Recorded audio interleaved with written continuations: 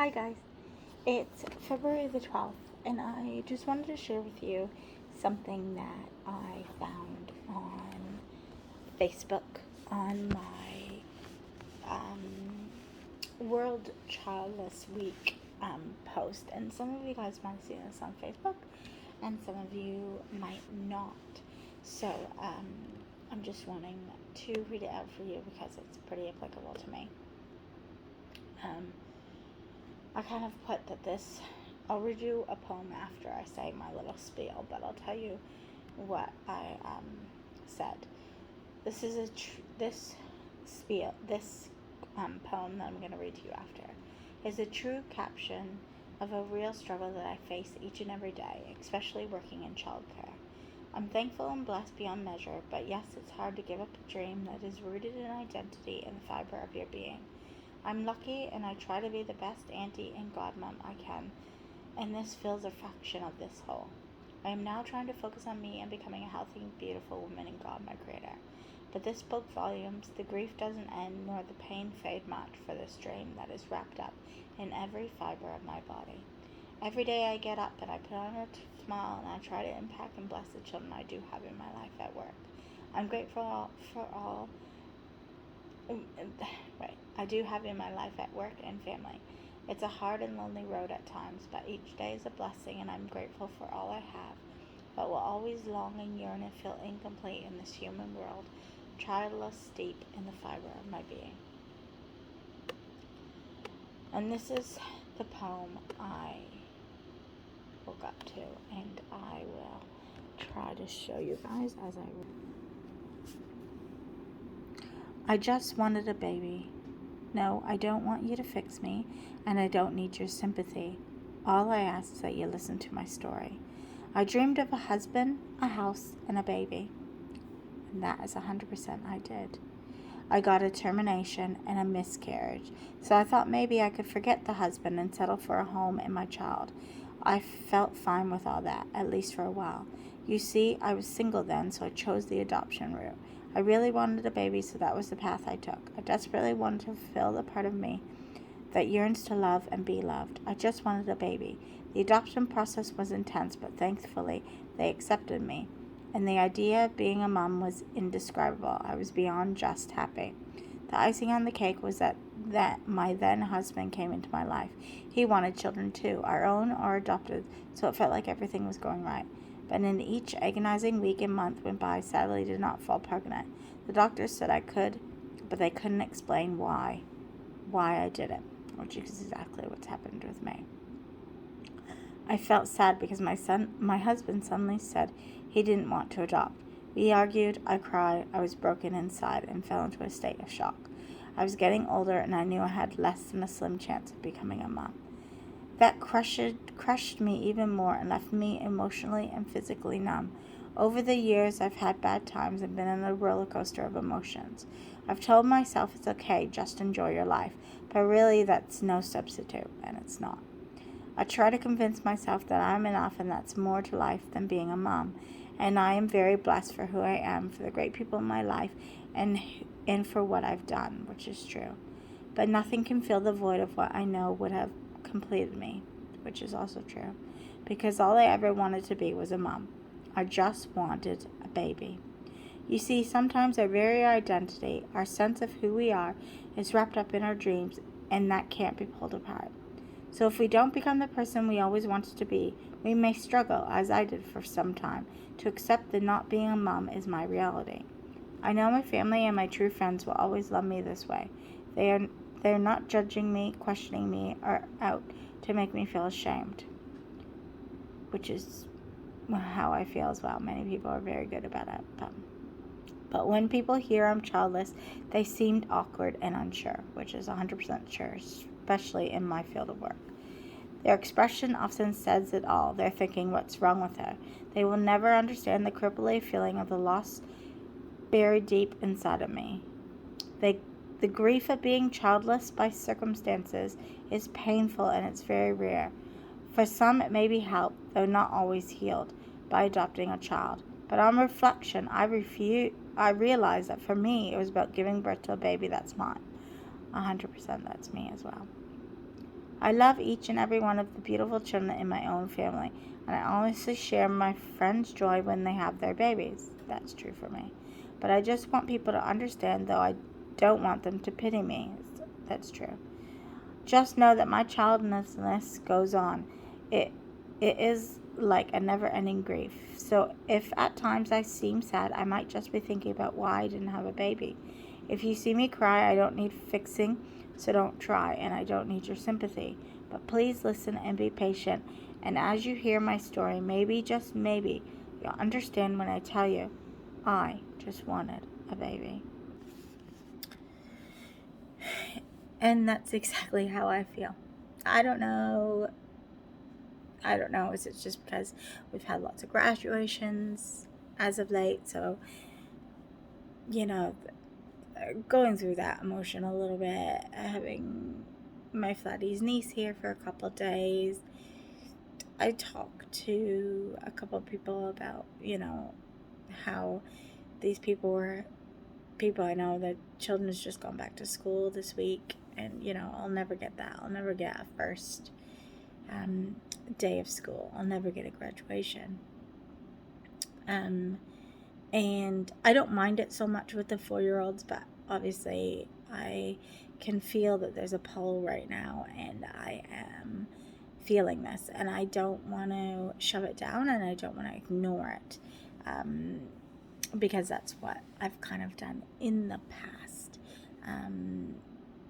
But it's just real, and it's what I'm feeling, so it makes me sad. And like I said, it is a lonely journey at times. As my Flatty's niece slept on the couch next to me yesterday, and she was in the shower, and then he slept. I was watching TV, and I just was thinking, that could have been my life if I had had the opportunity. I have tried to have a child through ICSI, which is a form of IVF. I have tried 6 times with that. I have tried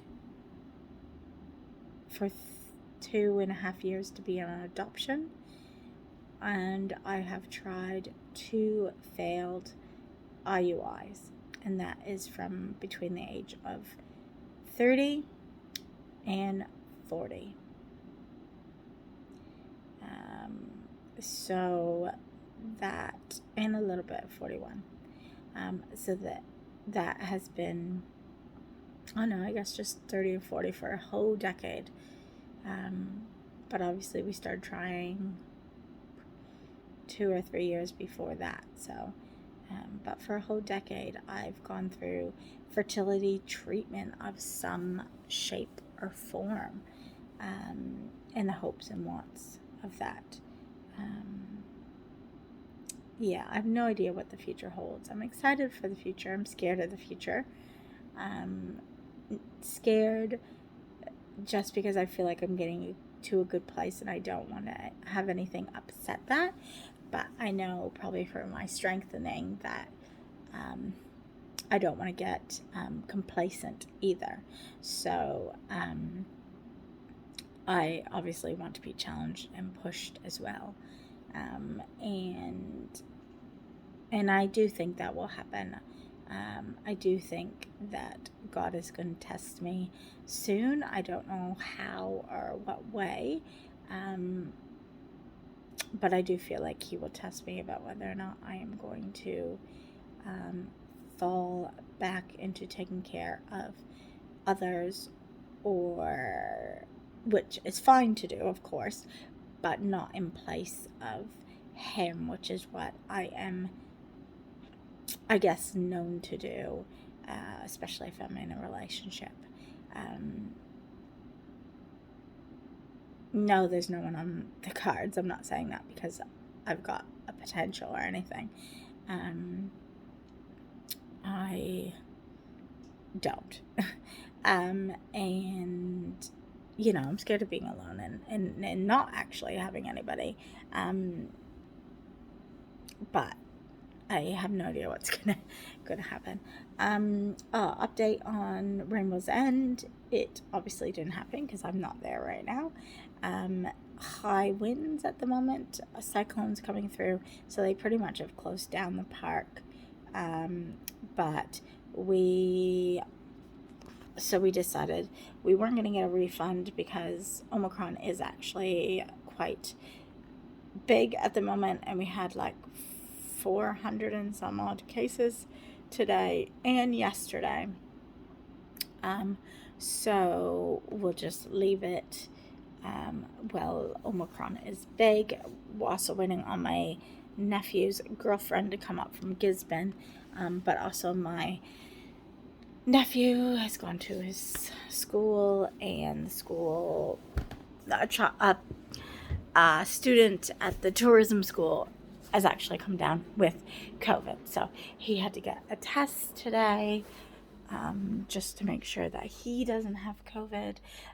So I thought, even though there was a chance that we could all get together and do a family thing, I kind of said to my sister-in-law that I didn't think that it was a good idea, because obviously, first and foremost, I want to protect the children I work with, and obviously I want to be responsible as well. So, it's one thing to live my life and to go to places that are vaccinated passes, and so I feel a little bit safer, even though I know I can still get COVID. Hopefully, if I got COVID and I transmitted it to a child, hopefully it would be less, because I've got 3 jabs, and everyone I would have been around would have had at least 2 jobs, if not 3. But yeah, I love my nephew, and he does have 2 jabs, but I didn't think it was a good idea to go and hang out with him while he could possibly have COVID, because that's just kind of ridiculous. I mean, hopefully he won't. I mean, it'll come back with a negative test.